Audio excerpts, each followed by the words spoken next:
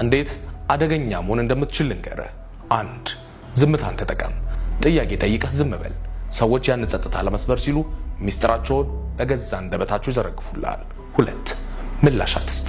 ሲሰድቡ ወይም ሲያበሳጩ ፍጹም ግድ የለሹም። ምላሽ ስትነፍጋቸው ኃይላቸው ይጠፋል። 3. ድንገት ጠፋ በል። ሁልጊዜ ያለው አትበል። ድንገት በመጥፋት የሰውን አእምሮ በሺ ጥያቄዎችና በናፍቆት መዝጋት ትችላለህ። 4. ሚስጥራዊ ሁን። ስለ ራስህና ስለ ዕቅድህ ብዙ አታውራ። የማይገመት ሰው ሁልጊዜ የሚያስፈራል፣ ሁልጊዜ የሚያስከብራልና።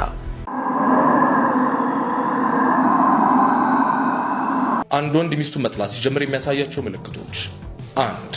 ለትንንሽ ነገር ሁሉ ይበሳጫል። 2. ፍቅርን፣ ትኩረትንና ደግነትን ይነፍግሻል። 3. በስሜትሽ ላይ ያሾፋል፣ ያቃልልሻል። 4. ለገዛ ጥቅሙ ካልሆነ በስተቀር አያናግርሽም።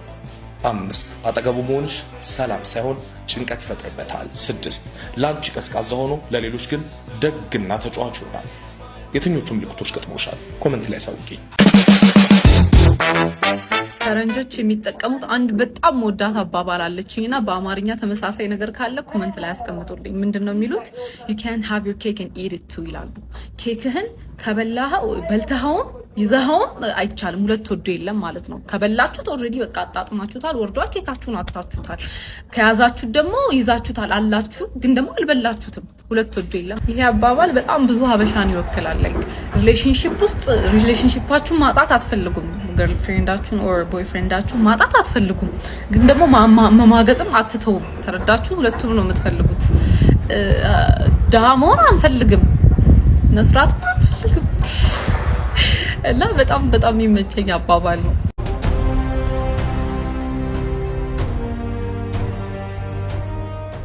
ሰዎች በጣም ዘግይተው የሚረዷቸው 4 የሳይኮሎጂ እውነታዎች። 1. ደግ መሆን ያስበዘብዝሃል፣ ራስን ከሰዎች ማራቅ ግን ያስከብርሃል። 2. የተረጋጋ ሰው በየትኛውም ክርክር አሸናፊ ነው። 3. ሰዎች የሚይዙ አንተ በምትታገሰው ወይም በምትፈቅድላቸው ልክ ብቻ ነው። 4. ነገሮችን አብስቶ ማስረዳት ዋጋን ያሳጣል።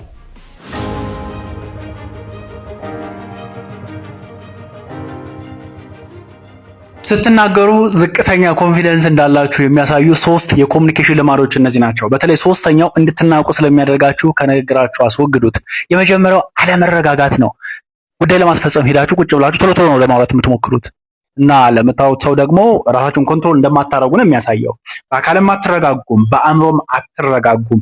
ይሄ ቅዥቅዥ ያለ ሰው የለም። ተረጋጉ።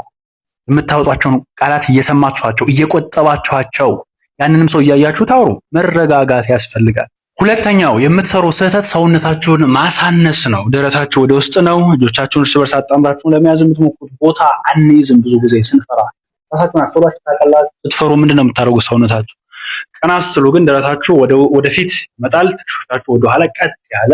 የራሱ ኮንፊደንሳችሁን ይናገራል። ቦታ ለመያዝ ሞክሩ። ቦታችሁን አታጥፉ። ሶስተኛውና እንድትናቁ የሚያደርጋችሁ ልክ ያልሆነ ስህተት አረፍተ ነገራችሁን ስትጨርሱ በጥያቄ ምልክት መጨረስ።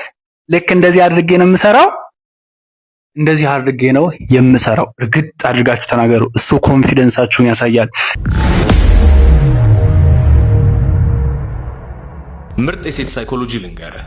ብዙ ወንድ ንግግር የማይችል ለፍዳዳ ስለሆነ ብቻ በገንዘቡና በቁሱ ሴትን ለማማለል ይጥራል።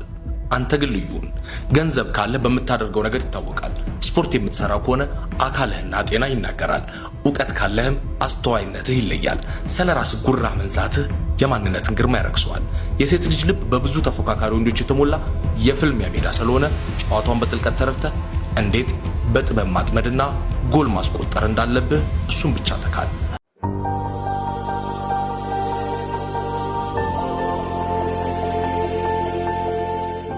እንደሚወዷችሁ ይነግሯችኋል። ነገር ግን ሁሌ ግራ እንደተጋባችሁ ነው። ይህ ፍቅር ሳይሆን የስሜት ጨዋታ ነው። የሰው ልጅ አእምሮ የሚሰማውን ቃልና በተጨባጭ የሚያየውን ተቃራኒ ተግባር ለማስታረቅ ሲሞክር ከፍተኛ የስነ ልቦና መረበሽ ይፈጥርበታል። እውነተኛ ፍቅር የአእምሮ ሰላም እንጂ የዘውትር ጥያቄና ግራ መጋባት አይደለም። ቃላትን እንደ ማደንዘዣ እየተጠቀሙ በተግባር ግን ቦታ የማይሰጧችሁ ሰዎች እናንተን በፍቅር ሳይሆን በቋሚ ጥርጣሬና ጉጉት አስሮ ሊቆጣጠሩ የሚፈልጉ ሰዎች ናቸው።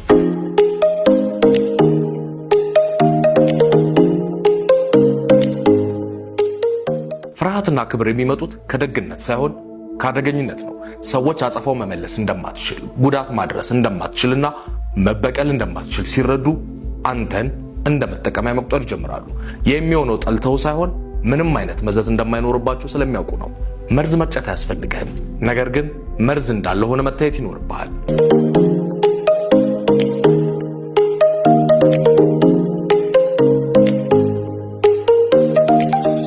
አንዴ ወርቅ አንዴ አፈር የሚያለብሱ ሰዎች አንድ ቀን ካንተ በላይ የለም ይሉሃል። በሚቀጥለው ቀን ደግሞ መኖርህንም ይረሱታል።